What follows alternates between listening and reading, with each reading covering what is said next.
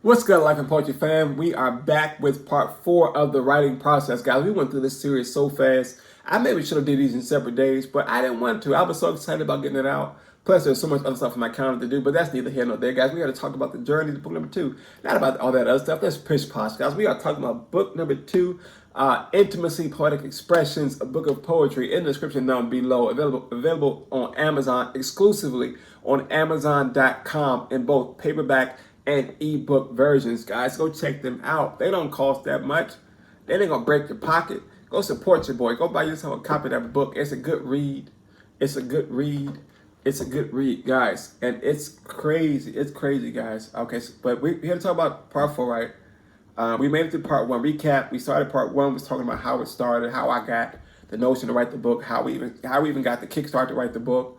Part 2, we went to the psych out, how I almost talked myself out of not writing the book, which would have been the dumbest thing I've ever done, which would have been one of them, right? We went from that to part 3, which is the writing process, guys. I'm gonna go back for a second. I'm gonna backtrack. What I left out in the writing process was book number 2 is composed of 10 poems. Each poem has an illustration that goes with the poem. I forgot to mention that in that process there. That video went on longer than I wanted to. I probably should get out of there faster than I wanted, but it's fine. But book number 2 is composed of 10 pieces, 10 poems that is partnered with an image. So it's an illustration and a poem, 10 poems. But yeah, right, so that's that. The title of the book. The title of the book.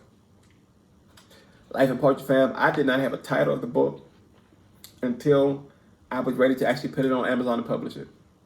Amazon, KDP, Kindle Direct Publishing, helped you out a long way. I may do another video on that that's not in this series here. I don't know yet. But the title was not even thought about until the night before I was ready to publish the book. And I went to best friend, my cousin, and she always helps me with the formats and publish stuff like that. She's that creative type. So we went, and she was like, "Do you have a title?" And I was like, "I'll let you know when we're ready to publish it." And then I was like, "I ain't got it. I really ain't got it." So that night, I was literally watching a show online, and at the same time, I was talking to God. And I wasn't just praying. We have God have conversations, and we were talking about the book and how I was excited about it being done. He was like, "But do you have a title of the book?" And I was like, "God, the book good, it's done, it's finished." He said, "But do you have a title?" I said, "God, that book, we can put it together. I'm gonna master that." He said, "But do you have a title?" And I was like, "God, I heard you the first time you said it. No, I ain't got no title. You know I ain't got no title. Help me find the title of this book." So for the next 30 minutes, we're having give and take conversations about what the book is about, so on and so forth.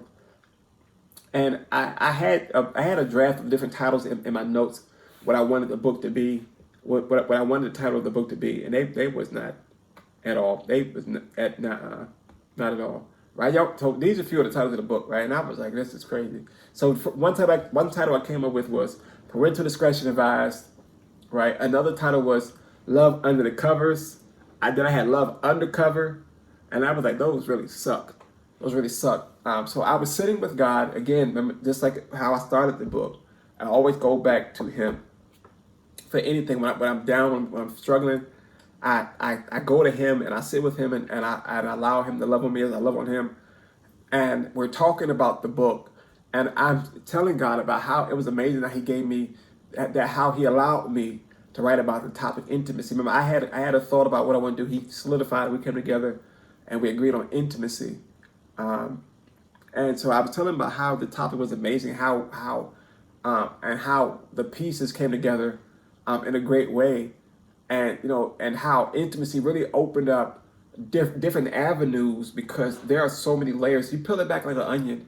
Intimacy is more than just sex. It's about it's about true love. It's about being there. It's about touch. It's about what you feel for a person. It's about a lot of different things, and then it clicked. The light bulb literally went off. Life and Poetry fam, the light bulb went off. I was like, it's so simple. What is the book about? Intimacy, right? I had what the saints call a Selah moment, right? And in that moment, I literally was like, yeah, this got to be it, right? It got to be it. Because if this ain't it, I don't know what can top this. What can top having the title just as that? You want to know what the book is about. It's about intimacy, right? And then you want to then it's like, okay. So is this a novelist? No, it's a book about poetry, right? Intimacy, poetic expressions.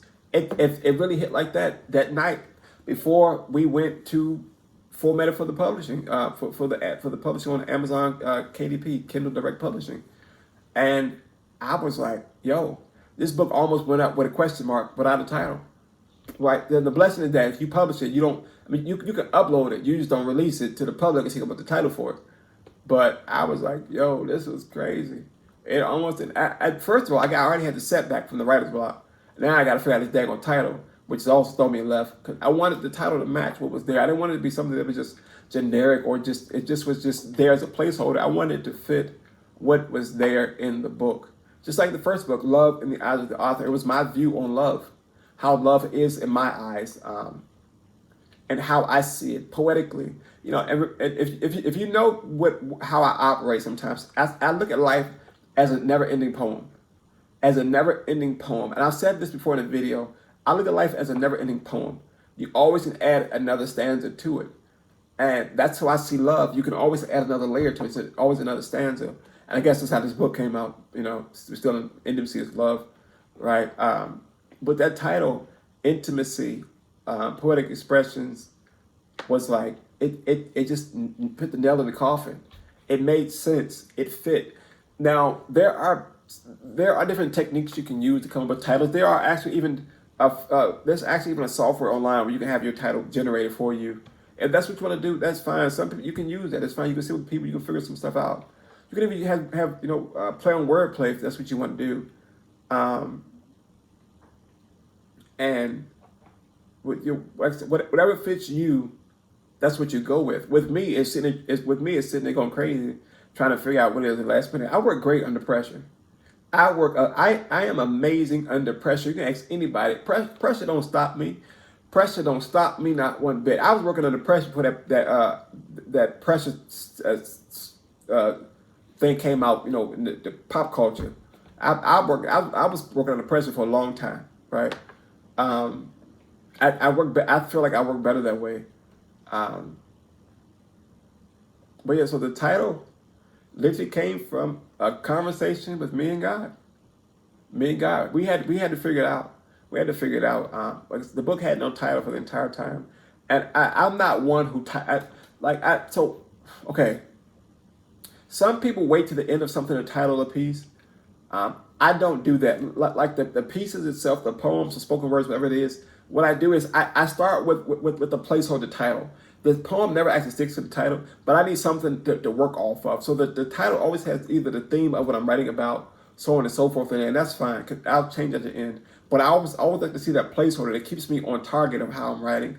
And if by the time I get to the end of the poem that the topic or theme change, so be it. That's allowing creativity to run free. But I need an anchor point when I'm creating. I need that anchor point in something. Give me the idea. Give me the starting point. Give me point A and I'll get you to point Z. I will get you there through the process. So I did that for the poems, but not the title, right? The first book, I actually did the anchor title. I had an anchor point for the title. This book, I didn't at all. And I guess it worked out. That by me not having that anchor point, I allowed it to breathe in a different light, in a different way. And in doing so, Intimacy, Poetic Expressions was birthed, it was born. But yeah, I remember that I showed the title the day off we went to go publish it.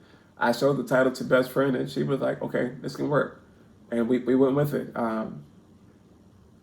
Yeah, but that title process can be a doozy sometimes because you want to make sure that the title actually gives you an insight to what the book is about. You don't want the title, for instance, this book is about intimacy, right? I don't want the title to be iPad covers. And every poem is about being intimate with something. But make it make sense to me, right? You want your title to be a good starting point to what you're about to partake in, what you're about to read, right? You want it to be that there. You open up a geometry book, right? Title of the book is geometry. What are you gonna get when you open the book up? Geometry, math. That's what you're gonna get, right? You open an English and literature book. You open it up, what you're gonna get? English and literature. That's what you're gonna get. But you want that title to be synopsis to what's actually in the text. And I've seen a lot of times where authors will do this here, where the title be so vague that it makes you think, it makes you really think and wonder what's in the text. And that works for some people. I haven't gotten that space yet of wanting to do that yet. I haven't actually wanted to publish something like that yet. I've done poems like that that makes you actually think about what's in the text because it prompts you to read it. But for this one, I wanted to be directly put, this is what this book is about. And this book is for, for those of a more mature audience. But I think that the title fit the book very well. Again, the book is in the book. The book is linked down below in the description, guys. Please support ebook, paperback. Grab yourself a copy. If you are a member of the Kindle Unlimited Club, you can read the book for free, I believe. Go check it out, guys. Grab yourself a copy. Short read, 10 poems with illustrations that go with each, with the single illustration that goes with each piece. I think it came together flawlessly. But that title, man, it was about to be a book unknown. The title about to be unknown for man. I'm telling you, it was a process, but it came in the right time. Coming up with that title came in the right time. Although, like I said, it wasn't there in the beginning. I believe it came in the right time, and it fit. It fit like a glove, and I wouldn't change it for nothing. I'm not what's published now. I can change it anytime I want to, but no, it's going to be what it's going to be until the day I take it down, which is going to be never. It's going to be there for life. But yeah, man, and it's Love in the Eye. No, yeah, Love in the Eye of the Author, book number 1. Intimacy Poetic Expressions, book number 2.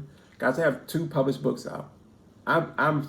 Yeah, that's mind blown, guys. But that title, sheesh.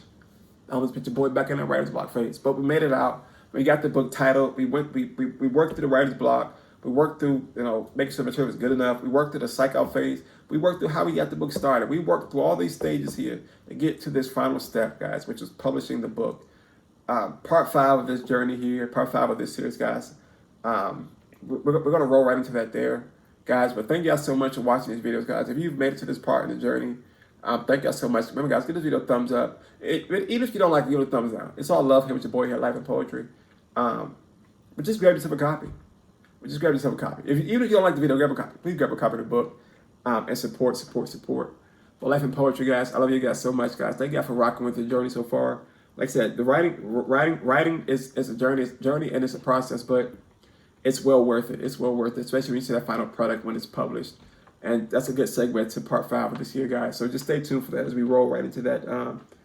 But as I said before, if you don't watch these videos in succession, that's fine.